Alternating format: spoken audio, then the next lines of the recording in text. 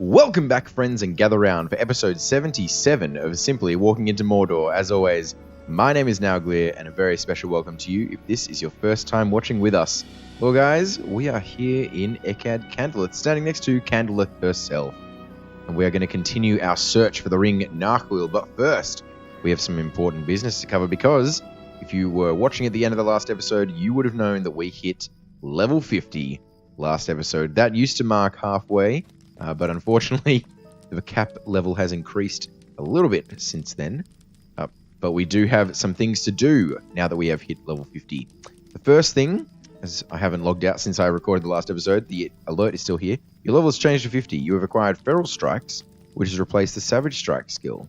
So we're going to have a look at this. Feral Strikes. This is our new skill instead of Savage Strikes, and I think we'll see that our class deed for Savage Strikes will still advance with Feral Strikes, so don't worry about that. But now it removes a corruption from the target. This is a new mechanic that gets introduced after level 50. I don't think we'll encounter them just yet, but corruptions are pretty much buffs for the enemy in some sense, and they're actually removable, and so every class will have a couple of skills that can remove corruptions from the enemy, and they usually are improvements on old skills. On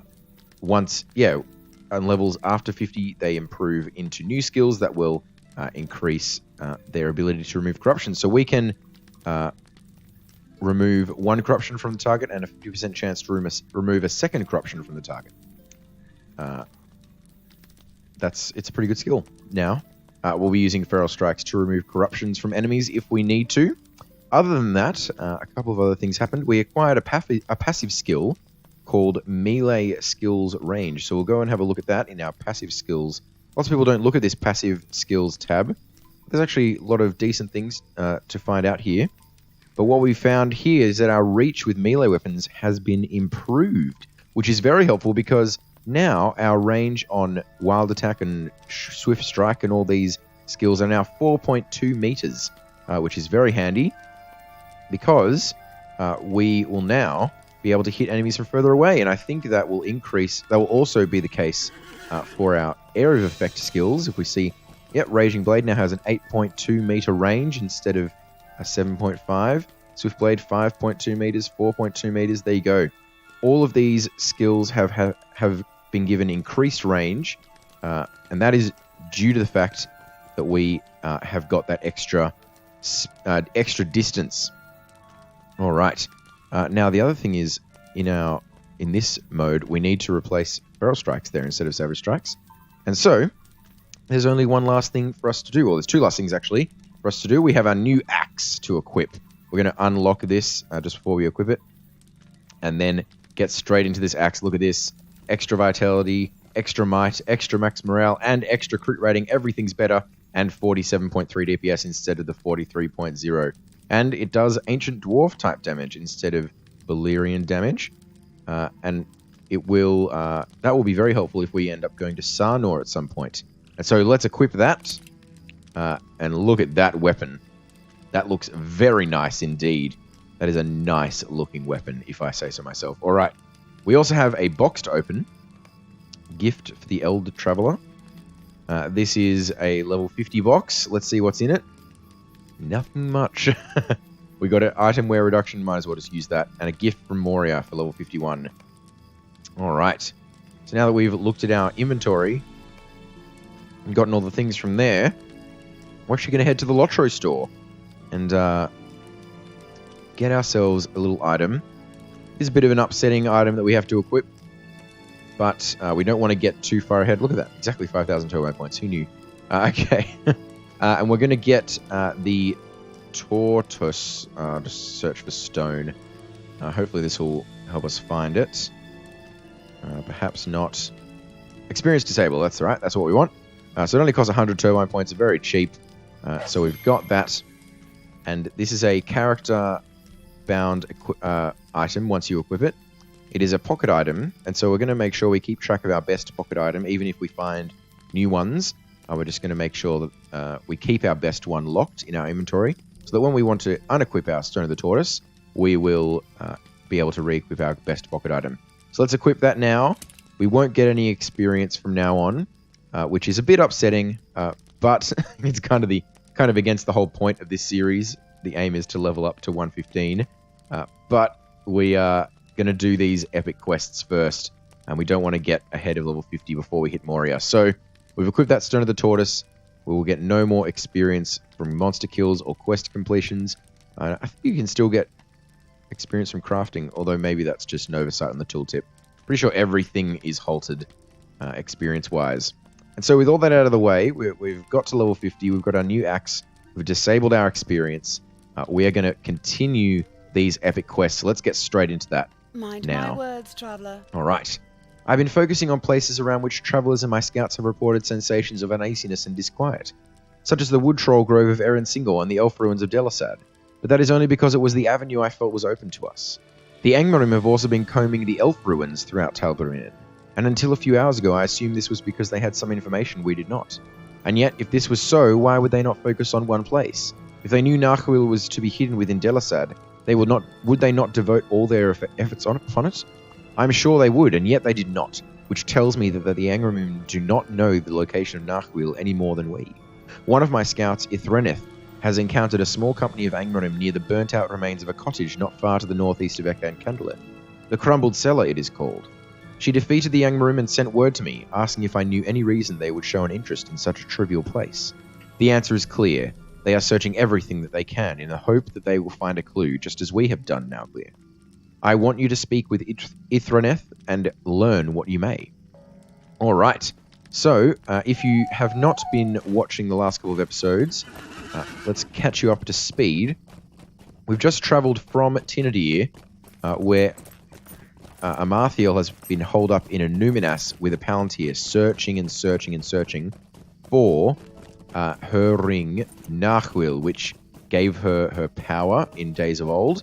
And so she found that it is somewhere within the Troll Shores. At least that's what the Palantir showed her. And so she sent Angmarim east to the Troll Shores. We followed them here, and now we are also searching for this ring, Narchuil, at the same time as the Angmarim. We've been so far unsuccessful in our search, but hopefully we will be able to continue looking and looking and looking.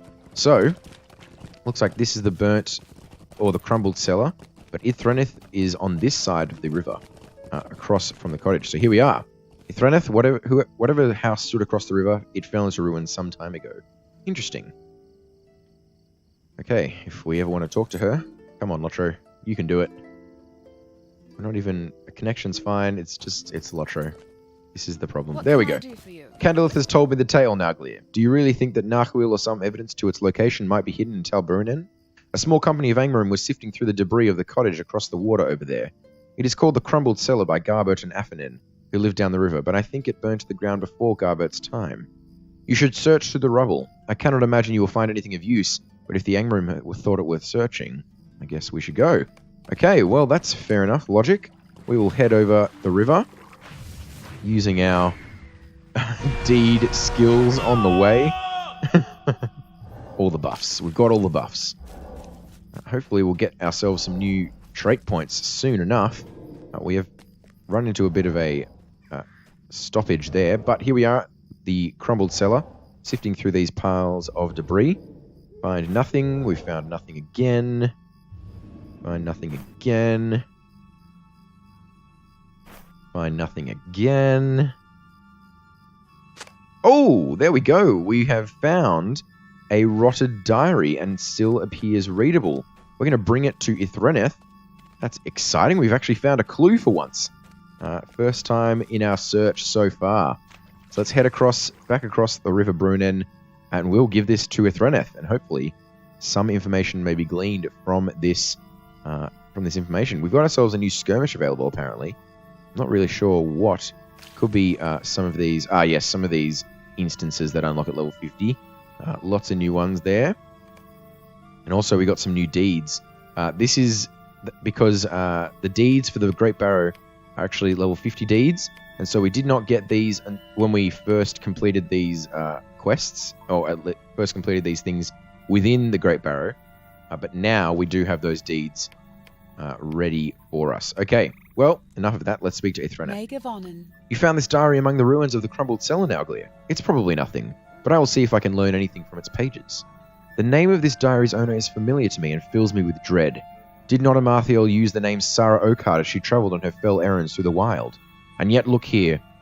Upon the cover, it is barely legible, but it can be made out. Sarah Oakheart. You must bring this diary to Candeleth, Nauglir. This may be the clue for which we have sought. Alright, well that is perfect. We found a diary with Sarah Oakhart's name on it.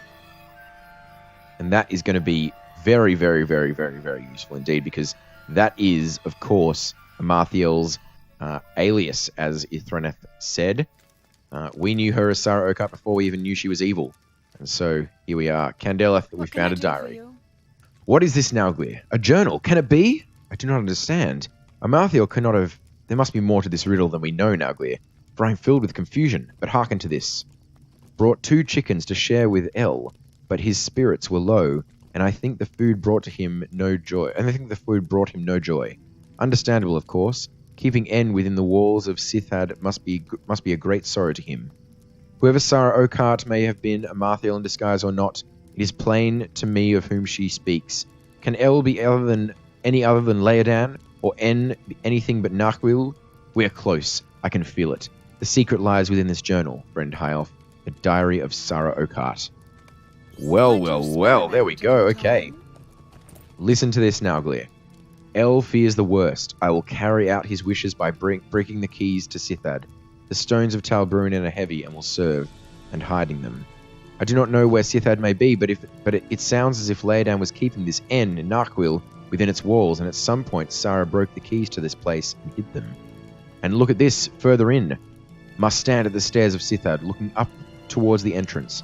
Turn to the left and walk forward to the wall, and then turn right and follow the curve until you see 4 pillars through 2 pillars.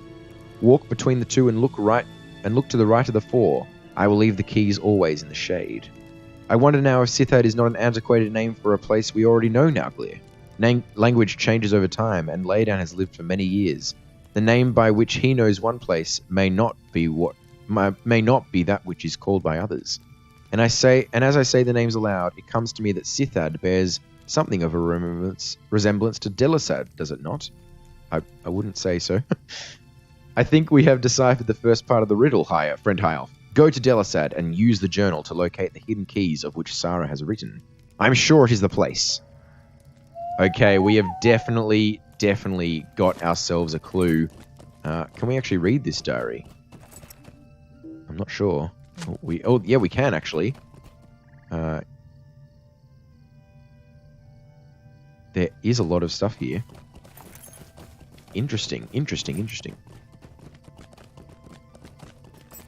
Well, let's have a read of it. The cover of the journal has given in to rot, but you can make out the notation S. Oakheart. The first 20 pages are damaged by the damp and are ineligible, but you can just make out some writing in a crabbed hand halfway down one of the discolored pages. Weather today was grey and cloudy, giving way to rain in the afternoon. Brought 2 chickens to share with El, but his spirits were low, and I think the food brought him no joy. Understandable, of course. Keeping N within the walls of Sithad must be a great sorrow to him. The next several pages are ineligible, and some leaves are torn and missing. El told me today of my predecessors. The long lives of the elves are a wonder to me, and he spoke with distressing honesty of his reason for choosing N's keepers from among my kind, and not of the Eldar. His own people would disapprove, but more than he had desired, no one caretaker to be near N for so long. The short lives of men better suited his purposes. I thought this rude, but he did not seem to notice. Oh, Sarah, you are old enough to know not to take it amiss. You have not heard it all, certainly, but by helping... Are we going in the right direction? I think we are. The next page is missing, and when the text resumes, the ink is smudged and the hand messier than before. Its writer was apparently in a hurry. Is missing, and El fears the worst. I will carry out his wishes by breaking the keys to Sithad. The stones of Talbrunen are heavy and will serve, and hiding them. I will not tell the elf where they lie, but I record it here if there be need, to hide it from the eyes of... Several lines are smudged and missing. Must stand at the stairs of Sithad, looking up towards the entrance. Turn to the left and walk towards the wall, and then turn right and follow the curve until you see 4 pillars through 2 pillars. Walk between the 2 and look to the right of the 4. I will leave the keys always in the shade. El fears me, but I will be fine. I am not called Oakheart for naught, and he tells me I guarded N for longer than any other. I have nothing to fear. The rest of the diary is blank. So it looks like Sarah Oakheart pulled the wool over Laodan's eyes in some way. I'm not sure. Search for the keys mentioned in the diary of Sarah Oakheart. Okay. So, I'm not sure about this riddle, but there are heaps of leafy bushes around here. And apparently it's always in the shade. We're going to search a couple of these. I'm not sure if we're meant to solve the riddle. Let's see if we can. 4 pillars through 2 pillars. Turn to the right of the 4 pillars and follow the curve. Find nothing here.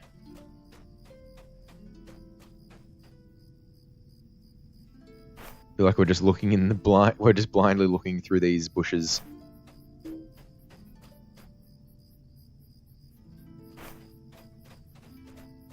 Looks like there's someone else looking as well. Bowerine the Loner. What a title. Find nothing. We're going to find anything here? Search for the keys mentioned in the diary of Sarah Oakheart. Always in the shade. Now this, actually over here. This is always in the shade. No, nothing here. Oh, what about over here? I like this for a location. Keeping it always in the shade. No. What about over here?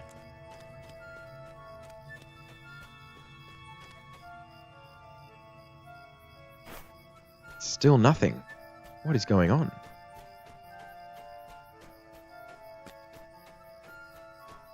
Have I just missed a massive part of this riddle?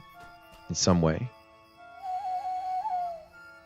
Let's get on the horse. Search for the keys mentioned in the diary. Okay, let's have a look at the riddle again. Must stand at the stairs of Sithad, looking up towards the entrance. Okay, so let's stand at the stairs. Here we go, looking up towards the entrance. Turn to the left and walk forwards towards the wall. Then turn right. So we turn left. Then turn right until you see 4 pillars through 2 pillars. Okay, so we're follow the curve until you see 4 pillars through 2 pillars.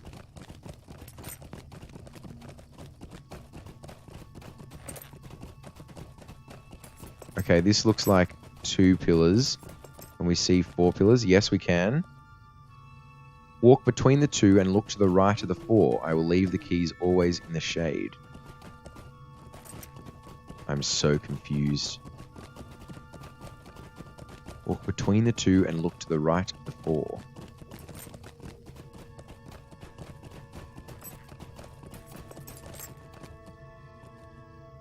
This is so weird and difficult. Is there anything around? Is there a bush up here? Nope, nothing in here. What is the meaning of this?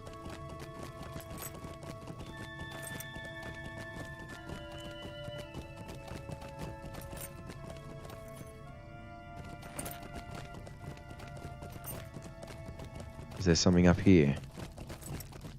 Nope, nothing here. Surely I haven't got this so far wrong. Nothing in here. Okay, let's try this again. Walk to the stairs, stand at the stairs of Sithad, looking up towards the entrance. Turn to the left and walk towards the wall. Then turn right and follow the curve until you see 4 pillars through 2 pillars.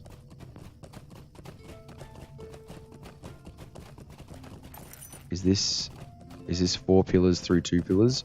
Walk towards the 2 and look to the right of the 5. Here. Ah, yes! You find a box of broken keys buried beneath the leafy bush. Perfect. Well, that was a bit difficult, but we found it in the end. I'm very glad that we figured that out. Return to Echad Candleth. We're going by our milestone, and we're going to bring the broken keys back to Candleth. I'm guessing we're going to have to forge them and enter Delisad after this. What can I do for you? I am greatly heartened by your success and by my reading of the clues. I am sure that Narchuil is within Delisad Nauglir, and one of the keys within this box will open the way for us. A jeweler of great repute lives in Imladris. Her name is Merilos, and she will be able to remake these keys for us. Be warned, she is stern and slow to befriend, and while she will certainly help us, she will likely ask for some service in return. She does not gift her work freely, for it is of great value and precious. Look for Merilos in Imladris, at the Spire of Meeting. Bring her this box of broken keys and ask her to mend them. I wish you good fortune in this. Alright, so it looks like we've got a disgruntled elf to work with. An old jeweler by the name of Merilos. Let's continue using our deed skills there. So we're going to swift travel to Imladris and head to the Spire of Meeting, apparently. So that is close to the milestone, actually, I believe. But yes, let's travel there. Now, I did say I was going to talk about damage types this episode, and I might do that as we meet there, because there's not heaps to say. I had a question on one of the previous episodes about damage types and whether you should worry a bit about damage types in terms of what damage type your weapon is going at. If you remember, lots of episodes ago now, I was talking about damage types. We just realized that this axe is Ancient Dwarf make damage instead of Valyrian damage. Now, the short answer is no, you don't have to worry about it. Just take the thing with the highest DPS. What people usually worry about in terms of multiple weapons is actually the legacies on the legendary items. We'll be exploring that system a lot more in the coming episodes, especially as we get into Moria and do the start of Volume 2. But yes, you don't really have to worry too much about damage type. There are some enemies that require light type damage or fire type damage or lightning, and there are lots of enemies that take more damage from certain types of damage than others. But it's not really something you need to worry too much about. There are some zones in the game that require a specific type of damage, and some enemies that will take very little damage from other types of damages. But overall, I would just worry about taking whatever item will suit you best, whatever will do the most damage for you overall. Worry about the legacies more than damage type, especially at a low level. Just worry about the DPS, because that is going to be the main issue. Once you're really min-maxing, you can maybe even take into consideration the damage type of weapons, but overall, I would say don't worry too much about it. All right, well, we're here at Merilos at the Spire of Meeting, and so let's speak to her. How can I be of service? I will be able to remake about half of these keys. The rest are completely beyond repair. Are you satisfied with this? Well, not really. We need all of them. Stay a moment. It will take some time to repair the keys, and if you would be willing, you might be able to help me with a small matter. I gifted a number of fine gems to a traveller who possessed an interest in learning the finer points of jewelsmithy, but he was beset by goblins. Though he escaped with his life, many of the gems were stolen by the creatures. Journey to Goblin Town, which lies within the High Pass, and return to me with a handful of these coveted gems. By that time, I shall likely have finished restoring the keys you have brought to me, and I will be able to return the stolen gems to my unfortunate friend as well. You will not find these gemstones in possession of goblins on the surface, for the creatures that seized the gems likely brought them into Goblin Town. The better to protect them. Okay, so apparently we have to go all the way into Goblin Town for this elf. That does not seem like a very proportional help. Nevertheless, we will do it. How do we actually get there? Do we know? Is it on the map at all? It doesn't even look like it's on the map. That is a bit annoying.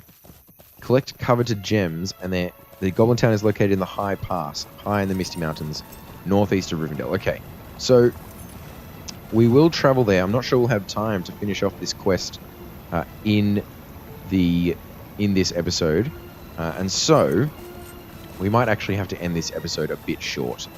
That's a bit unfortunate, but yeah, it's definitely going to take us much longer than 5 minutes to collect all these gems, so we might have to just do a bit of a shorter episode this time around, and then next time we will definitely get into these goblin gems. But we have discovered something very important in this episode. We know where Narchuil the Ring is, and so now once the keys are restored, we'll be able to enter into Delisad and find them, and hopefully recover Narchuil before the Angmar find it. Okay, But guys, as we ride off into the Misty Mountains, that is going to be all for today. I really hope you enjoyed this episode. Thanks heaps for watching it. If you did enjoy the episode, make sure you leave a like down below. If you have any questions or comments, any suggestions at all, make sure you leave them down in the comment section below. I will be sure to get to them. Hopefully that explanation of damage types was good enough. If you do have any more questions about that, make sure you leave them in the comment section down below. If you are new to the channel, guys, make sure you hit that subscribe button and join the channel, join the family. We have new videos every day for this series, Simply Walking into Mordor. And so, come back tomorrow where we will invade Goblin Town and hopefully find these coveted gems without too much difficulty.